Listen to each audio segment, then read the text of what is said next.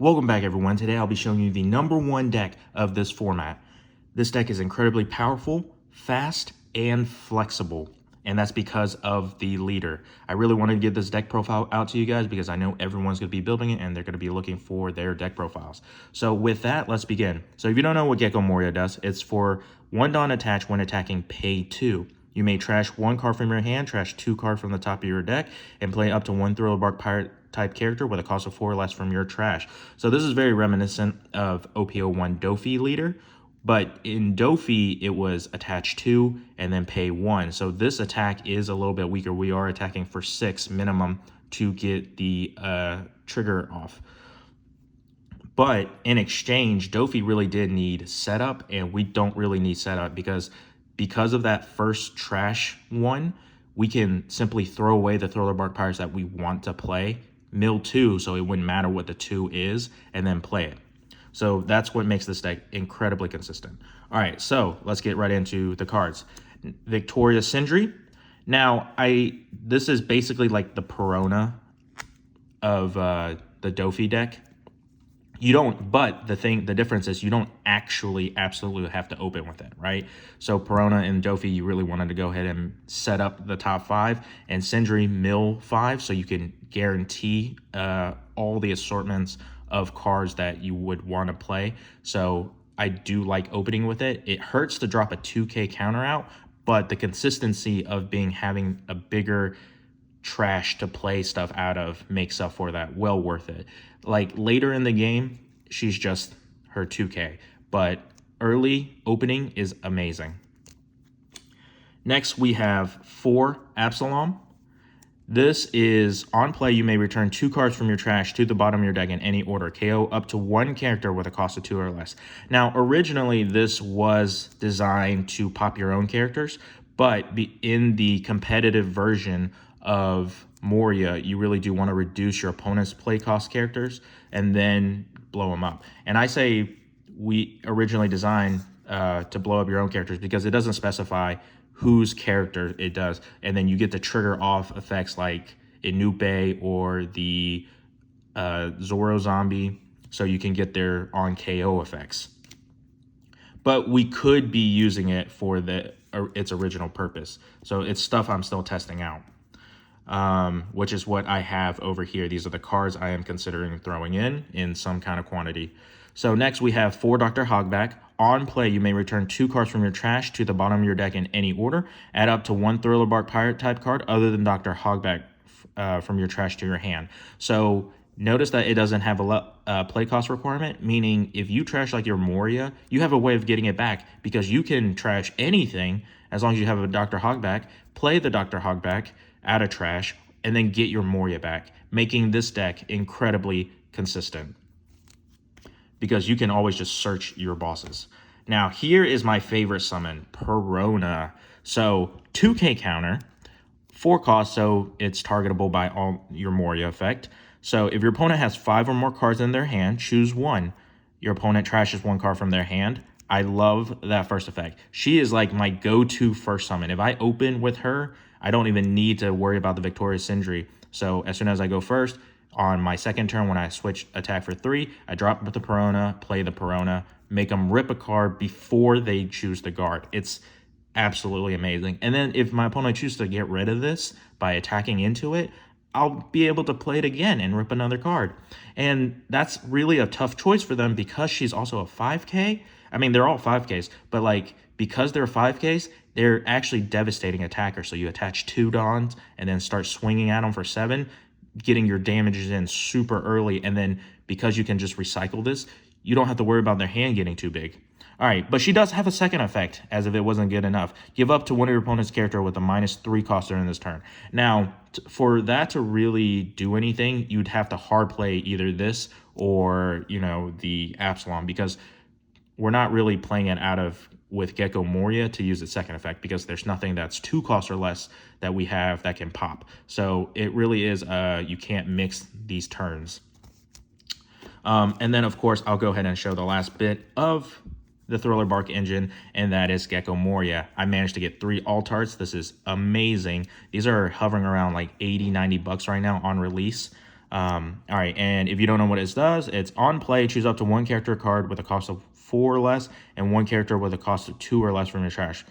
Play one and then play the other as rested. So the ideal targets in this deck for GECKO MORIA really are your Thriller Bark pieces, or if you are in desperate need, play your Navy pieces to, reduce play cost and KO. But I really do like spamming out the Thriller Bark. All right, and then into the Navy. So here is our Great Eruption on legs.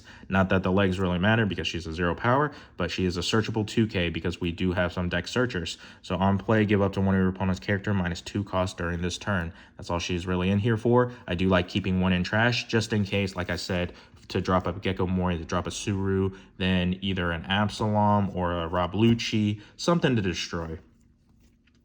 Next, we have 4 brand new. Now, this is where it gets weird because we do play a lot of the same cards as the Perona deck. And in Perona, we like to go second because as soon as we can, we want to start dropping these exact Dawn uses. So like go second, drop a brand new first thing.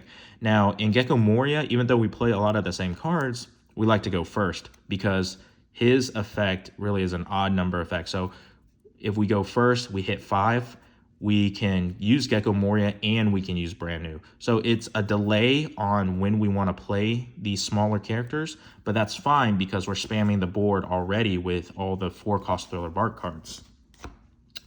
All right, so with brand new, like I said, my ideal time to play brand new is really on my 5-cost on turn, where I pay 3 for GECKO MORIA and then 2 for the brand new. 2 Helmeppos, just a target for GECKO MORIA, so I can, reduce something and blow it up if I need to. 2 Tashigi, really haven't had the need to drop a Tashigi. She's like the most expensive to reduce something's play cost by 2. So she's really in here for a searchable 2K, and since Thriller Bark, we were already playing all the Thriller Bark 2Ks, and I mean, they're really not searchable out of hand or out of deck anyway, and we really do need some more defense. So that's why she's in here. 4 Borsellino, I feel like I could cut this down slightly, but if push comes to shove, I'd rather have this in hand to be able to drop in late game because, like I said, ideally I will not be pulling this out of trash unless I'm like absolutely desperate. So, with GECKO MORIA. So I like to go ahead and have 4. Something else that people are playing is the Rebecca Hina combo. You can do that. I personally just don't feel like it's necessary in this deck. So I am not actually playing Rebecca. I am going to be testing out just to make sure. So maybe at 2. All right, 2 Kuzans. It's decent. So like I said, it depends on the Dawn turn. So if I hit 7 Dawn, I do like summoning something with Moria and then dropping either a Borsellino or a Kuzan, because you really don't want to spend your 4 Dawn turn to drop out any of the Thriller Bark pieces because you can play them for cheaper.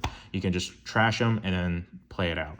So I don't play this in Perona, but this in here is a little bit different because my opponent is going to want to commit to killing this, because if they don't get rid of this, then whatever big thing that they plan on dropping out then becomes a much easier target for my destructions. So just 2. Of course, we are playing 4 Great Eruptions. This card is going to get banned in 3 months in the US now, but even if it does so, we'll probably switch all over to 4 Ice Age, even if we don't get the card recovery back. So this card, while we have it, let's play with it. 2 Ice Age. I think 2 is fine. We don't really have that many big things that we want to KO. Because like I said, this deck is really fast, so we don't really give your opponent too many turns to go ahead and summon and build up a board. And then next we get into the support cards. So we got 2 Robluccis. So everybody knows what it does. I don't feel like it's necessary at a high number simply because this deck isn't completely focused on getting those KO effects off. We really do want to just hit our opponent really fast, but that's not to say that this isn't a great finisher. So if your opponent drops a bunch of blockers and then you can reduce and play this and then start swinging with your massive board, then this is essentially necessary. And we could play it out of trash with Moria, so we can do a great setup. And finally, we have 4 Sabos. I really like this card. Build up your trash with your pieces that you want in there, and then protects all of your bodies. Now, let's get into these cards. All right. I like Inupe. I was considering either swapping out some brand news or maybe cutting out something else for Inupe, because brand new, the body isn't as important in this deck, right? So it's not really a plus. It's top 3 search for something, basically. But with Inupe, we can cycle out 2 cards. Yes, we'll be down 1 from hand, but the cycling could be a lot more important. And the fact that we can do it multiple times, right? Because we get it on play and on KO. Well, you're thinking, well, your opponent's not going to KO this. Well, that's fine, because if they don't have anything incredibly important on board, we can KO ourselves with Absalom, which then we get a second 2-card cycle, which just seems like so much value. So considering tossing this out at 2 or something. And then this would also make for more targets out with GECKO Moria. Next, we have Cerberus. Because we play Sabo, if we are in desperate need of like defense last minute, I was thinking, hey, maybe we could do something along the lines of using GECKO Moria's effect, then to play a Cerberus out of trash, because this isn't playing rested. You can play it active. And then, or you will be playing this active, and then you can drop a Sabo to then protect the Cerberus, and then you'd have 2 blockers. So that's something else I'm trying out. I really don't know what to cut, because I really do think this deck is already really tight as it is. And then finally, something I'm seeing people play, and I actually really do understand why. All right, so Brooke, former Runebar Pirates, on play, choose 1, trash up to 1 of your opponent's character with a cost of 4 or less. Now, notice it doesn't say KO, meaning this bypass KO by effects, because you're just trashing it from the field, which is amazing, right? I mean, his like power isn't that great for a 6 cost, but it's a great card. Now, oddly enough, like, it's something that people aren't really expecting, but one of the reasons is this is a great counter black card.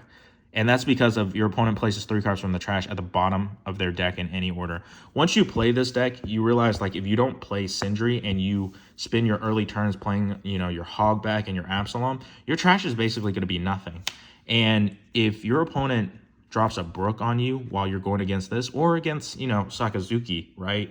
And it's early enough, they don't have the trash to activate all their effects. Or a lot of trash to activate all their effects. So when you play this, it actually does hurt and slow down their play. Like, someone dropped this on me, and I was like, oh crap, I only had like 4 cards.